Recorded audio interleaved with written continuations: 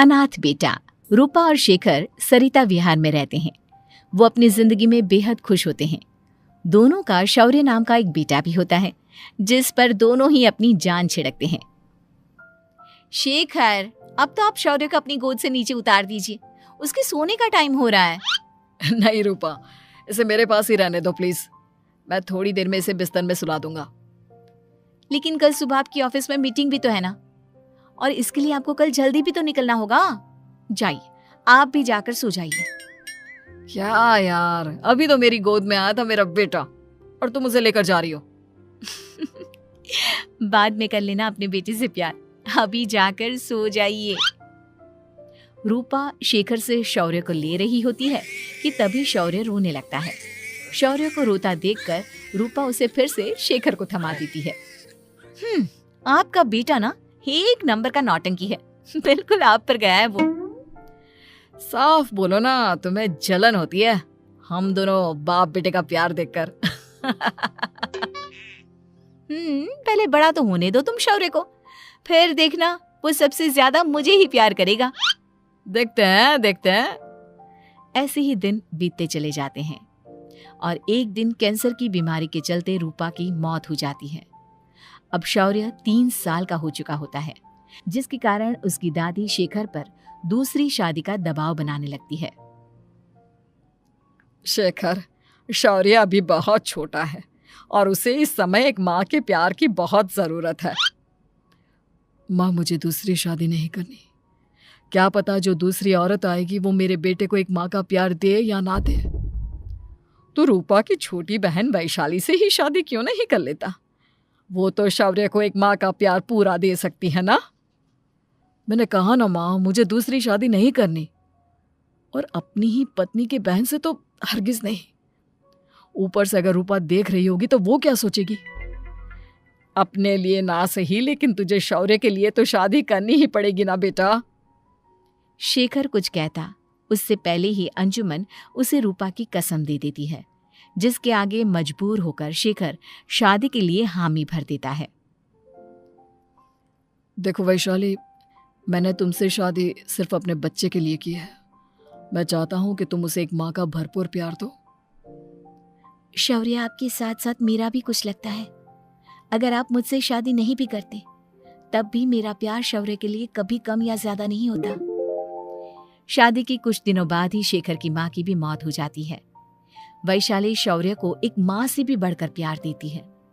शौर्य को लेकर वैशाली का यूं निस्वार्थ प्यार देखकर शेखर को भी उससे प्यार हो जाता है और कुछ सालों बाद शेखर और वैशाली का भी लड़का हो जाता है। लेकिन इसके बाद वैशाली का शौर्य को लेकर बर्ताव बदलने लगता है। वैशाली, मैं देख रहा हूँ तुम आजकल शौर्य का जरा भी ध्यान नहीं रख रही हो। मुझे पता नहीं था कि आदित्य के होने के बाद तुम इतना बदल जाओगी। आदित्य मेरा अपना सगा खून है और शौर्य दीदी का, फिर मैं दोनों में अंतर कैसे नहीं करूं? माँ भले ही दोनों के अलग अलग है, लेकिन पिता तो एक है ना। अगर मुझे पहले पता होता कि तुम इतनी जल्दी बदल जाओगी तो मैं कभी तुमसे शादी ही नहीं करता। हाँ, तो किसने कहा था आपसे मुझसे शादी करने के लिए? मैं थोड़ी ना आई थी आपके पास, आपकी माँ ही आई थी मेरे घर आपका रिश्ता लेकर। वैशाली, मुझे तुमसे ऐसी उम्मीद नहीं थी। गुस्से में शेखर अपना पैर पटकता हुआ शौर्य को वहां से लेकर चला जाता है। पापा, मम्मा मुझसे प्यार क्यों नहीं करती? क्या मैं उनका सगा बेटा नहीं हूँ इसलिए मुझसे प्यार नहीं करती? मम्मा नहीं करती तो क्या हुआ बेटा, पापा तो करते हैं ना आपसे प्यार। कुछ दिनों के बाद, आज तुझे खाना पीना कुछ नहीं मिलेगा, चल चुपचाप से अपने रूम में जाकर सो जा। माँ, अब भाई को खाना क्यों नहीं दे रही हो? बेटा तू आराम से खाना खा, इस नालायक की चिंता मत कर। एक दिन खाना नहीं खाएगा तो मर नहीं जाएगा ये। अगर भैया नहीं खाएंगे तो मैं भी नहीं खाऊंगा। तू अपने भाई का भक्त क्यों बन रहा है? ये तेरा सौतेला भाई है, सगा नहीं जो तू लक्ष्मण बन रहा है। माँ, आपको इतना भी नहीं मालूम? श्री राम और लक्ष्मण सगे भाई नहीं थे। श्री राम माता कौशल्या और लक्ष्मण माता सुमित्रा की कोख से जन्मे थे। दोनों के सिर्फ पिता एक थे लेकिन माँ अलग थी। मुझे ज्यादा ज्ञान देने की जरूरत नहीं है, ये सतयुग और त्रेता युग नहीं है, समझे? आया बड़ा भाई का चमचा। इतना कहकर वैशाली वहां से चली जाती है। जिसके कुछ टाइम बाद शिखर वहां आता है और आदित्य उसे सारी बात बताता है। मुझे माफ कर दो शौर्य, तुम्हारी माँ के जाने के बाद मुझे दूसरी शादी का फैसला करना ही नहीं चाहिए था। अगर मैं दूसरी शादी नहीं करता तो शायद आज तुम्हारी ये हालत ना होती। नहीं पापा, अगर आप शादी नहीं करते तो मुझे आदित्य जैसा छोटा भाई कभी नहीं मिलता। थैंक यू मुझे इतना अच्छा भाई देने के लिए। तुम दोनों हमेशा ऐसे ही साथ रहना, फिर कोई भी तुम दोनों का कुछ नहीं बिगाड़ पाएगा। चलो मैं तुम दोनों को आइसक्रीम खिला कर लाता हूँ, बहुत भूख लग रही है ना। शिखर शौर्य और आदित्य को आइसक्रीम दिलाने लेकर जाता है। वो दोनों को पार्क में खड़ा करके आइसक्रीम लेने जा ही रहा होता है, तभी तेज रफ्तार से आती हुई एक गाड़ी उसे कुचल देती है और उसी पल शेखर की मौत हो जाती है, जिसके बाद शौर्य की जिंदगी नर्क से भी बदतर हो जाती है। सुन रहे चिरकुट, इस घर के किसी भी सामान को मेरी मर्जी के बगैर हाथ मत लगाना। इन सब पर अब तेरा कोई हक नहीं है, समझा? ठीक है माँ, मैं आपकी इजाजत के बगैर किसी चीज को हाथ नहीं लगाऊंगा। चल जाकर अब पूरे घर की सफाई कर। महज 7 साल का शौर्य वैशाली के कहने पर अपने नन्हे नन्हे हाथों से पूरे घर की सफाई करने लगता है। ऐसे ही दिन बीतने लगते हैं, लेकिन मासी से माँ बनी वैशाली को उस मासूम से बच्चे पर जरा भी तरस नहीं आता। क्यों शौर्य, ये घर में इतनी गंदगी कैसे हो रही है? ढंग से सफाई नहीं की है क्या तूने? माँ मैंने तो अच्छे से सफाई की थी, लेकिन आदित्य बार बार इधर उधर चलकर गंदा कर देता है।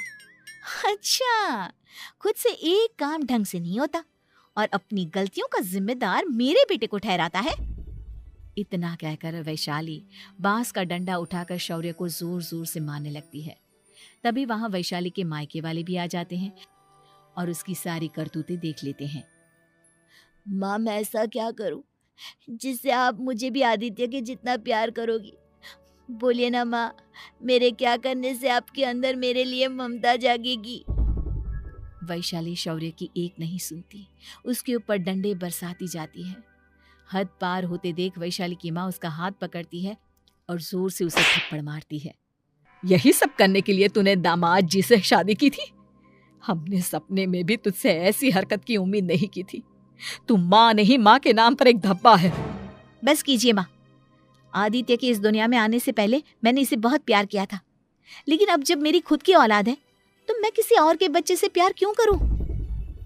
अरे नालायक औरत, जिसे तू किसी और का बच्चा कह रही है वो तेरी खुद की सगी बहन का बच्चा है। बहन है तो क्या हुआ, मेरे अपने बच्चे से बढ़कर तो नहीं हो सकता ना ये कभी।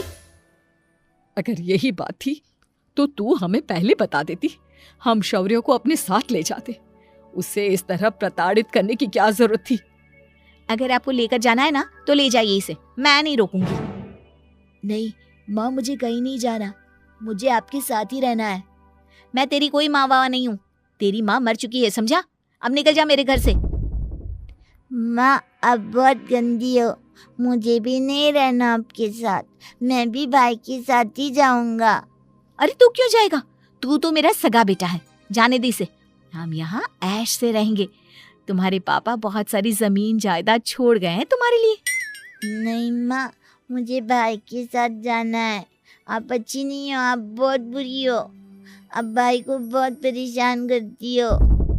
देख वैशाली, तुझसे ज्यादा समझ तो इस मासूम बच्चे में है। ये तेरे बुरे कर्मों का ही नतीजा है जो आज तेरी सगी औलाद खुद से तुझे ठुकरा रही है। आदित्य, तुझे इस शौर्य ने भड़काया है ना मेरे खिलाफ? नहीं माँ, मुझे किसी ने भड़काया नहीं, पर मैं सब देखता हूँ, सब समझता हूँ।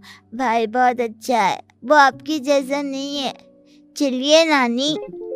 इतना कहकर वैशाली के मायके वाले आदित्य और शौर्य को अपने साथ ले जाते हैं और इस तरह वैशाली बड़े से घर में अकेली पड़ जाती है। 2 बेटों के होते हुए भी आज उसे माँ कहकर बुलाने वाला कोई नहीं होता।